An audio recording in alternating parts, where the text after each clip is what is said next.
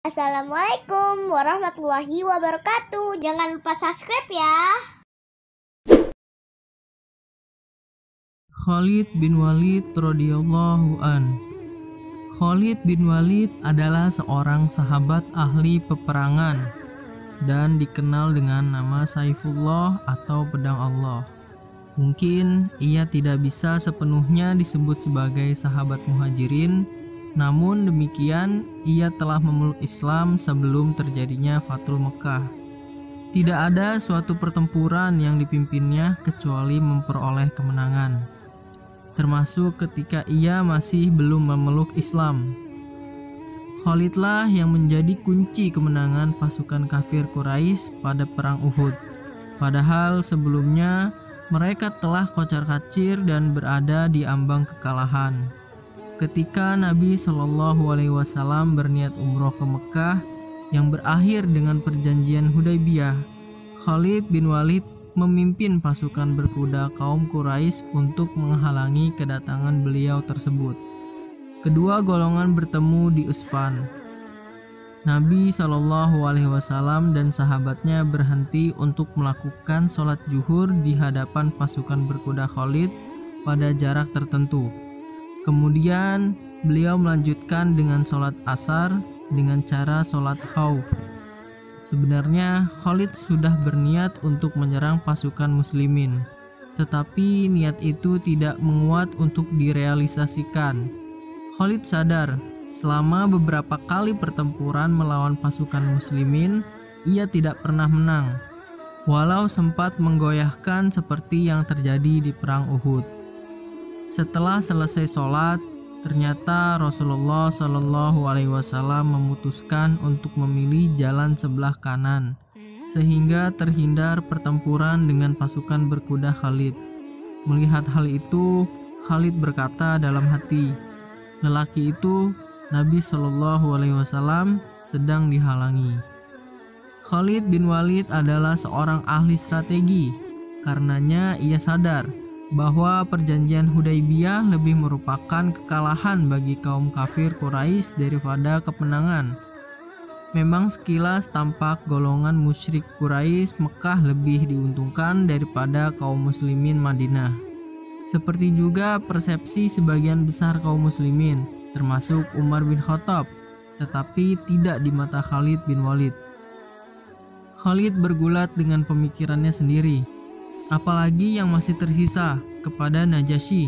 Sesungguhnya ia telah mengikuti Muhammad dan para sahabat beliau berada di sisinya dalam keadaan aman.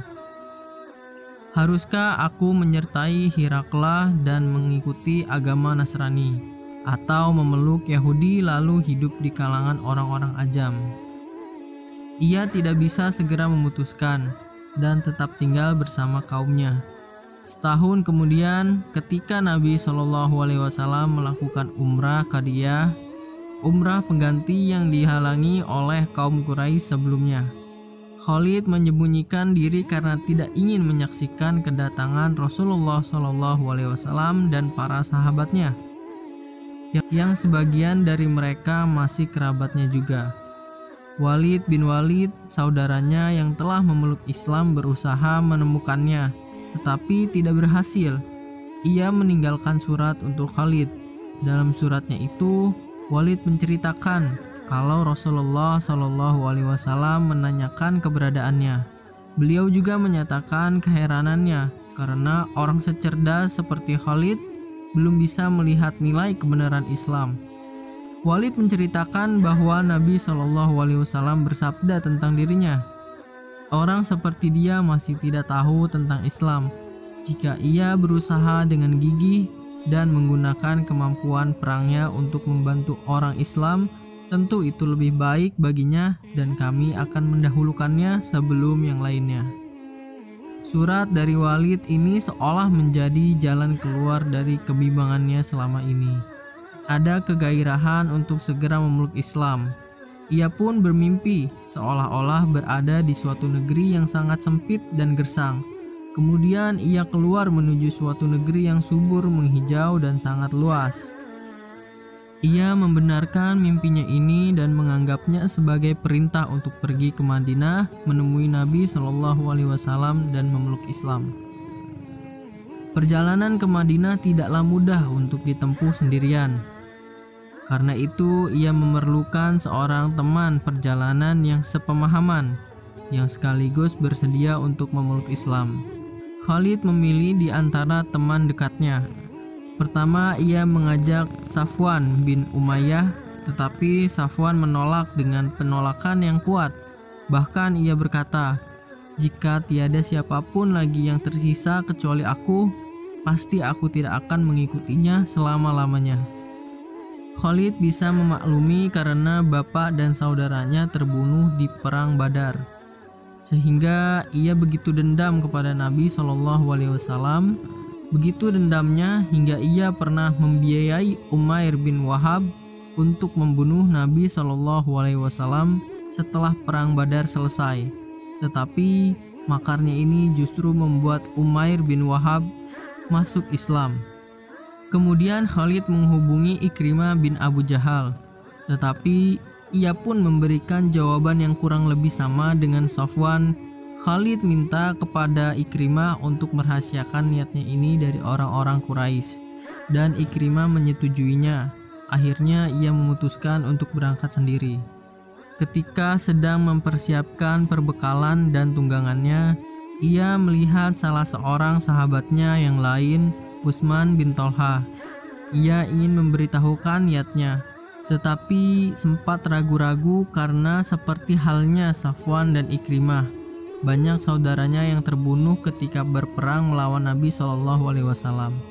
Bagaimanapun juga, ia sudah dalam proses keberangkatan. Karena itu, tidak ada salahnya ia memberitahukan kepada Utsman.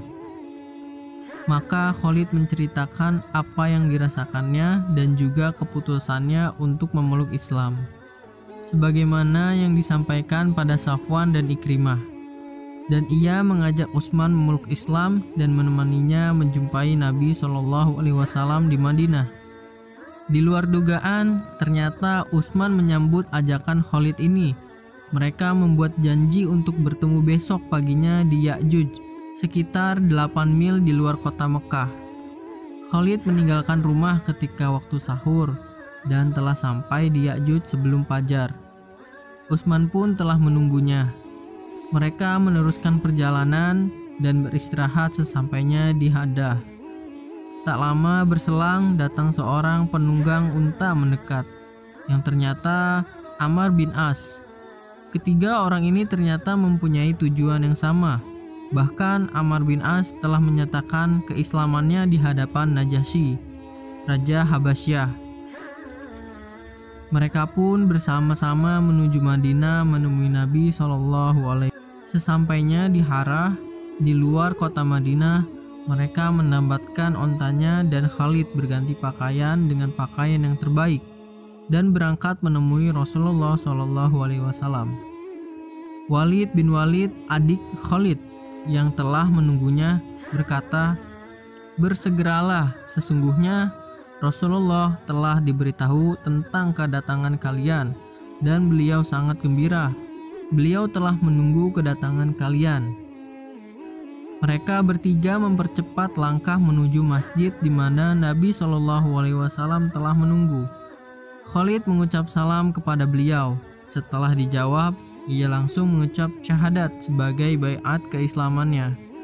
Nabi bersabda, "Marilah, segala puji bagi Allah yang telah memberikan hidayah kepadamu. Sungguh aku telah melihat engkau sebagai orang yang berakal cerdik, dan aku berharap akalmu tidak akan mengantarkanmu kecuali kepada kebaikan semata." Khalid berkata, "Wahai Rasulullah, sesungguhnya aku telah terlibat dengan beberapa pertempuran melawan engkau dan penuh penentangan. Hendaknya engkau memohonkan ampun kepada Allah atas semua itu." Nabi SAW mendoakan ampunan untuk Khalid seperti yang dimintanya. Setelah itu menyusul Ammar bin As dan Utsman menghadap Nabi SAW menyatakan baiat keislamannya. Khalid begitu inginnya memperoleh syahid, Tetapi kehendak Allah berbicara lain. Begitu banyak pertempuran dan medan juang yang diterjuninya, bahkan terkadang terkesan nekat demi untuk gugur sebagai syahid, tetapi tidak pernah menjadi kenyataan, karena setiap pertempuran yang diikuti atau dipimpinnya atas pertolongan Allah selalu berakhir dengan kemenangan. Mungkin ini tidak lepas dari gelar yang diberikan Rasulullah SAW kepadanya, yaitu Saifullah atau pedang Allah, yang dengannya Allah Subhanahu wa Ta'ala meninggikan panji-panji Islam di seantero Jazirah Arab. Ia terbaring sakit di tempat tidurnya.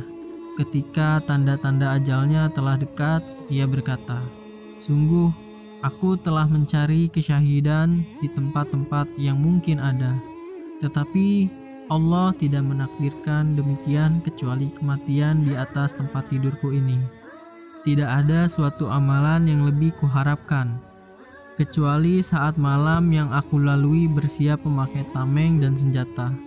Sedang saat itu hujan sampai pagi, sampai akhirnya kami menyerang musuh. Memang kesibukan berjuang di jalan Allah membuatnya ia tidak sempat membaca dan mempelajari Al-Quran dengan intensif, sebagaimana kebanyakan sahabat-sahabat lainnya. Ia juga pernah berpesan, setelah kematiannya, kuda dan senjata-senjatanya hendaklah disedekahkan di jalan Allah.